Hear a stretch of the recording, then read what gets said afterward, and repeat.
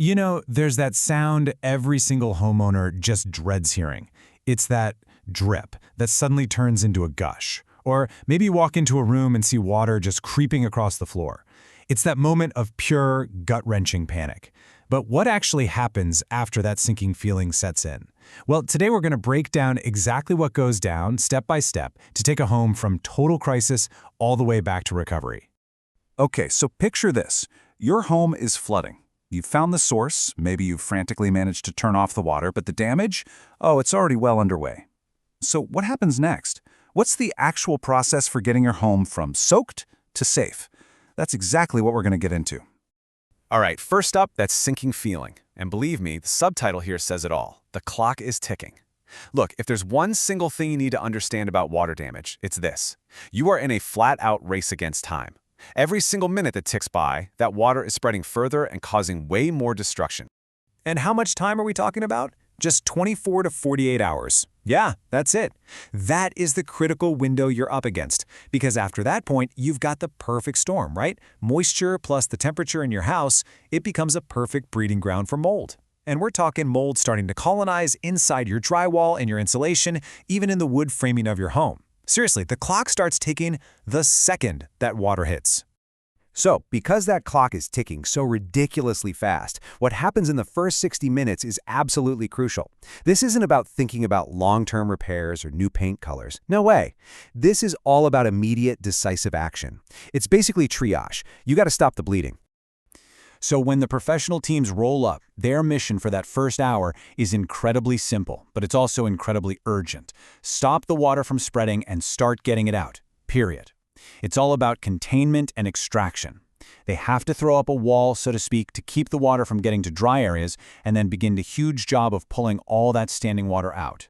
And this whole process is super fast and systematic. So, step 1, a crew gets dispatched. We're talking within minutes of you making that call. Step 2, the second they arrive, they're assessing everything.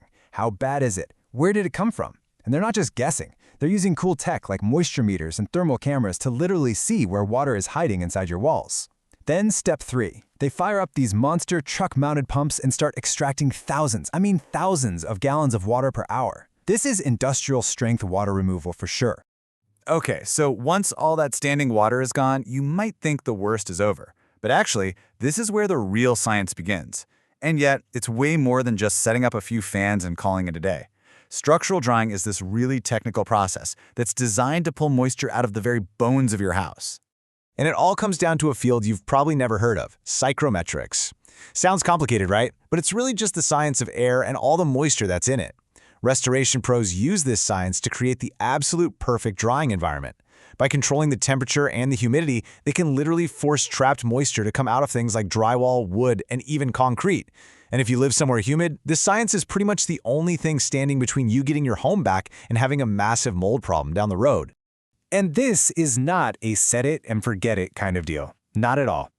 A typical drying timeline takes about 3 to 5 days. So on day 1, they bring in all the equipment and place it strategically, taking initial readings. But then, for the next few days, they come back every single day to monitor everything. They're taking new moisture readings, tracking the progress, and tweaking the equipment to hit those really stubborn wet spots.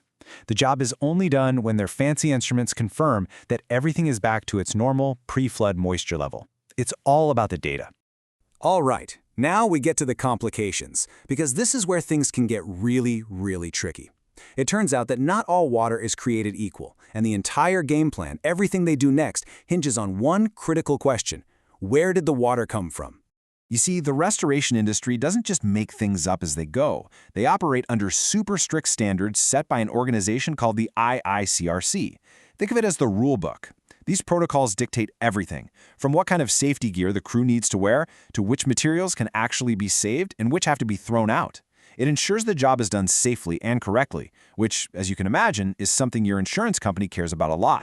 So these standards break water down into 3 main categories. Category 1 is what they call clean water.